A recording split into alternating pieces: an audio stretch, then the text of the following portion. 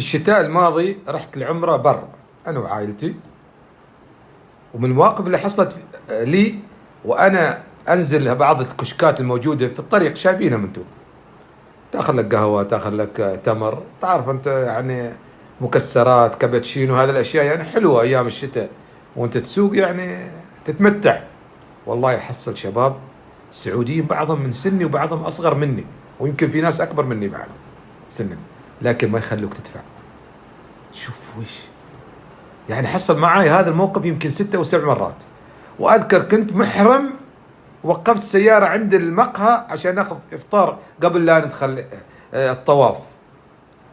ويوم شافني نازل من السيارة، لأن السيارة كان رقم عمان، وخط الطلبية مالي ينتظرني وحط بطاقته، قلت له لا يا ولدي، قال لا يا عمي. شوف الكرم.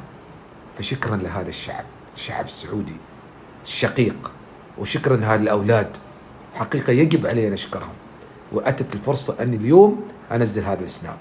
بارك الله فيكم، وحافظوا، أنا أقول حق الشعب العماني والخليجي كلهم، حافظوا على هذه الهوية، وعلى ترى الناس بكرمها والناس بأخلاقها. ابتسامتك في وجه أخيك صدقة. بارك الله فيكم.